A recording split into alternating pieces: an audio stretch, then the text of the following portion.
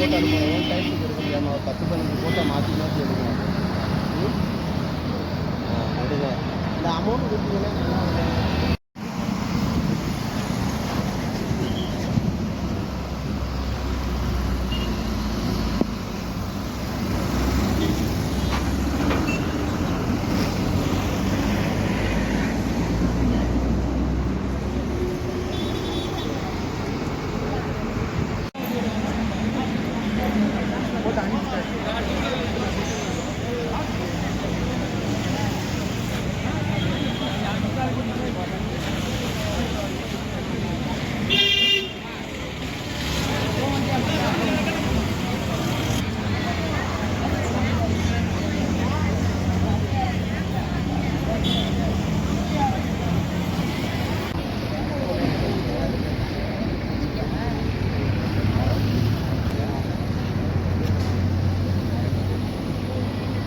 யார் வரா? யாரும் வராங்களா? முன்னாடி ஃபுல்லாக வச்சு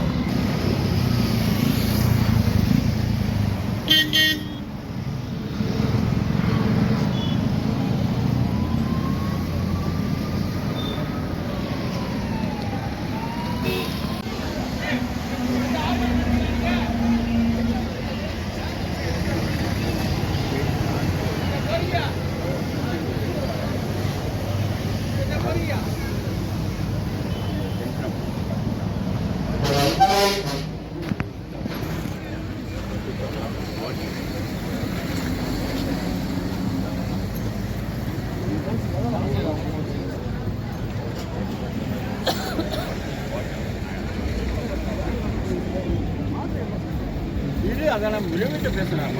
எழுத்து வந்துருக்குறாங்க. பேசுகிறது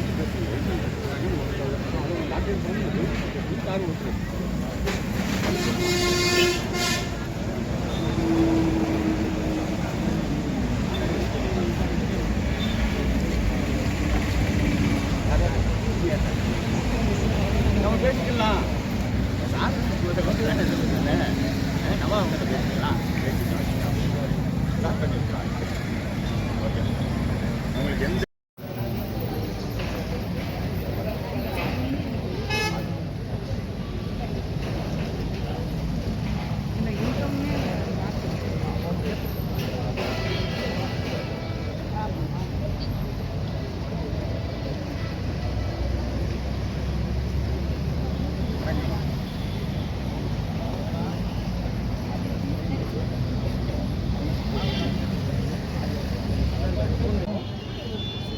காலையிலேருந்து ஒரு தகவல் வந்து பஸ்ஸில் வந்து ஒரு நம்பகமான போலீஸ் டிபார்ட்மெண்ட்லேருந்து ஒரு தகவல் வந்துச்சு, வர்றாங்க இடிக்க வர்றாங்க அப்படின்ட்டு. அதுக்கு முன்னாடி வந்து விஓட்டிலேருந்து ஒரு தகவல் வந்துச்சு. அப்புறம் ஆர்ஐ டிபார்ட்மெண்ட்லாம் வந்தாங்க. இது பூராமே வந்து நைட் நடந்திருக்கு. இந்த வேலைகள் பூராமே வந்து நைட் நடந்திருக்கு. அது சாயங்காலம் வரைக்கும் ஒன்றும் இல்லை, தெரியலை.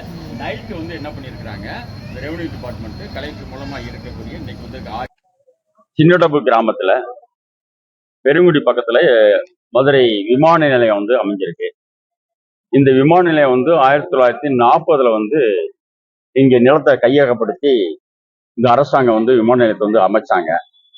அப்ப 40லயே வந்து இந்த சின்னடப்பு கிராம தேவேந்திரகுல வேளாளர் மக்களுடைய விளை நிலையந்தே வந்து 9 ஏக்கர் 10 ஏக்கர் 4 ஏக்கர் 3 ஏக்கர் அரை ஏக்கர்னு சொல்லிட்டு அவ்வளவு இடங்களையும் வந்து இந்த சின்னடப்பு கிராமத்தினுடைய மக்களுடைய இடம்.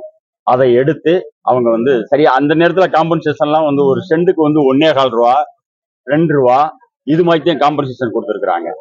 அதுக்கு பின்னாடி தொடர்ந்து விரிவாக்கம் சொல்லிட்டு தொடர்ந்து 4 முறை விரிவாக்கம் பண்ணியிருக்கிறாங்க. சர்வதேச விமான நிலையமாக வந்து உயர்த்தி இருக்கிறாங்க. இன்னைக்கு இந்த பகுதி வந்து விமான நிலையம் அமைஞ்சிருக்கிற பகுதி, இந்த கிராமம் சின்னடப்பு கிராமம் அமைஞ்சிருக்கிற பகுதி வந்து மதுரை மாநகராட்சியினுடைய 100வது வார்டு, மாநகராட்சியுடைய வார்டு. நிலங்கள்லாம் இங்க வந்து ஒரு சென்ட் வந்து 4 லட்சம் 3 லட்சம் 5 லட்சம் அப்படிங்கிற அளவுக்கு வந்து விற்பனை பண்ணிட்டு இருக்கிறாங்க. ஆனா அரசாங்கம் வந்து இந்த மக்களுக்கு வந்து ஒரு சென்ட் வந்து வெறும் 30,000க்கு கம்மியான தொகைக்கு வந்து போட்டு இவங்க கொடுத்துருக்குறாங்க. அப்ப இதுலயே வந்து இவங்களுடைய வாழ்வாதாரம் வந்து பாதிக்கப்படுது. முதல்ல வந்து நிலத்தை கொடுத்தாங்க, அதுக்கு பின்னாடி வந்து வயக்காட்டை கொடுத்தாங்க. இப்ப டோட்டலா வந்து 100 வீடுக்கு மேலாக வந்து வீடை இடிக்கிறதுக்கு வந்து எபிசன் பண்ண ஆர்ஜினம் பண்ணி எடுத்திருக்கிறாங்க. இப்ப இதுல இந்த 100 வீடுல ஏறத்தாழ 300 குடும்பங்கள் வாழ்ந்துகிட்டு இருக்கிறாங்க. ஏன்னா அவங்க நிலம் ஆர்ஜினம் பண்ணும் போது அவங்க அக்விசிஷன் பண்ணி எடுத்திருந்தாங்க அப்படின்னா 100 வீடோட போயிருக்கும். இப்ப தொடர்ந்து 2019க்கு பின்னாடி இன்னைக்கு 6 வருஷம் ஆயிப்போச்சு. இப்ப மக்கள் பூராமே அவங்களுடைய பிள்ளைகள், தாய்கள் இவங்க எல்லாம் அடுத்தடுத்த வீடு அங்கங்கே கட்டி ஒரு வீடு அவங்க அக்விசிஷன் பண்ணது இன்னைக்கு 4 வீடாக இருந்துகிட்டு இருக்கு.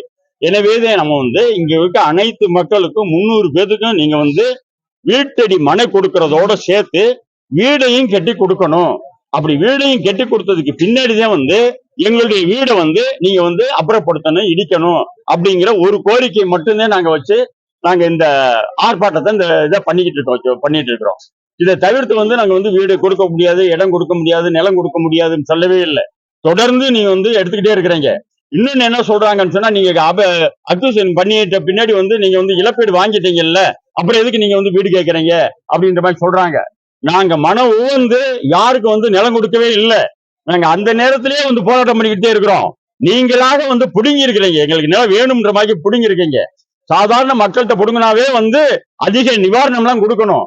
இது தாழ்த்தப்பட்ட மக்கள், தேவேந்திர குல வேளாளர் தாழ்த்தப்பட்ட மக்கள்கிட்ட இருந்து நீங்க இடம் புடிஞ்சிருக்கீங்கன்னு சொன்னா நீங்க நிவாரணம் இரட்டிப்பாக கொடுக்கணும். அது இல்லாம சாதாரணமா வீடு இல்லைன்றவங்க மனு போடுவாங்க அரசாங்கத்திட்ட, எங்களுக்கு வீடு இல்ல, வீடு கட்டி கொடுங்க அப்படின்னு சொல்லிட்டு மனு போடுவாங்க. அவங்களுக்கு நகர்ப்புறமாக இருந்தா 1.5 சென்டும், மற்ற கிராமப்புறமாக இருந்தா 3 சென்டும் கொடுக்கறது சரித்தேன். ஆனா நாங்க 10 ஏக்கர், 15 ஏக்கர், 3 ஏக்கர், 4 ஏக்கர், 4 வீடு, அடுக்குமாடி வீடுன்னு சொல்லி அனைத்தையும் இழந்திருக்கிறோம். எங்களுக்கு அந்த 1.5 சென்ட் கொடுப்போம் அப்படின்னு சொல்றது இது என்ன நியாயமான விஷயம்? எனவே எந்த மாதிரி இதுல இருக்கு போராட்டம், எந்த மாதிரி முன்னெடுப்பு இருக்கு? போராட்டத்தை பொறுத்தளவுக்கு நாங்க போராட்டம் பண்ணி எடுக்க கூடாதுன்னு சொல்லிட்டு நான் பேச்சுவார்த்தை நடத்திட்டு இருக்கிறோம். கலெக்டர் பேசுறோம், கலெக்டர் டிஆர்ஓ பேசுங்க அப்படின்றாங்க, டிஆர்ஓ பேசுறோம், டிஆர்ஓ எனக்கு அதிகாரம் இல்ல, நீங்க கலெக்டர் பேசுறீங்க அப்படின்றாங்க. மறுபடியும் கலெக்டர் போனோம்னு சொன்னா சட்டத்துல இடம் இல்ல, நீங்க காலி பண்ணுங்க, இல்லாட்டி நாங்க இடிச்சிருவோம் அப்படின்ற மாதிரி இப்ப இருக்க கலெக்டர் சொல்லிட்டு வச்சிட்டு இருக்காங்க. இந்த சூழ்நிலை நாங்க என்ன பண்றது? போராட்டம் பண்ண தேவை, வேற என்ன செய்ய முடியும்? எனவேதான் போராட்டத்தை அறிவிச்சிருக்கிறோம்.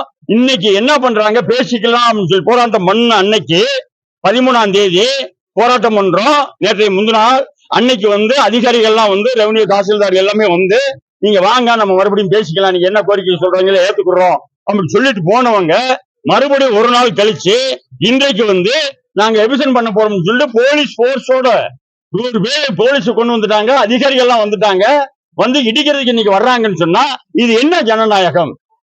இது என்ன ஒரு மோசடித்தனமான விஷயம் இல்லையா? நம்பிக்கை இல்லாத ஒரு விஷயம். நாங்க பணிஞ்சு வர்றோம், நாங்க பேச்சுவார்த்தைக்கு பணிஞ்சு வர்றோம். ஆனா அரசாங்கம் 1.5 சென்ட் கொடுக்கறோம்ன்றத நாங்க 1/2 சென்ட் சேர்த்து 2 சென்டா கேட்கிறோம். அந்த 2 சென்ட்ல எங்களுக்கு 300 பேருக்கு இடம் கொடுக்கணும், அது போக வீடு கட்டி கொடுக்கணும், மற்ற அடிப்படை வசதி பண்ணி கொடுக்கணும்னு சொல்றோம். அதை செவிசாய்க்கவே இல்லை, அரசாங்கம் செவிக்காய்க்கவே இல்லை. இப்ப எல்லா பேரும் வந்துட்டாங்க. இந்த 2-3 நாளா ஒரு வாரமா அந்த மக்கள் அன்றாடம் கூலி வேலை பார்க்கக்கூடிய மக்கள் வேலைக்கு போகல, தன்னுடைய வாழ்வாதாரத்துக்காக உயிரை கையில முடிச்சுக்கிட்டு எப்ப இடிப்பாங்களோ வைப்பாங்களோன்னு சொல்லிட்டு ரோட்ல உட்கார்ந்துகிட்டு இருக்கிறாங்க. இந்த சூழ்நிலை இன்றைக்கு எல்லாம் இடிக்கக்கூடிய நேரத்துல நம்ம மினிஸ்டர்கிட்ட பேசியிருக்கிறோம், நம்மளுடைய மாண்புமிகு அமைச்சர் மூர்த்திட்ட பேசியிருக்கிறோம்.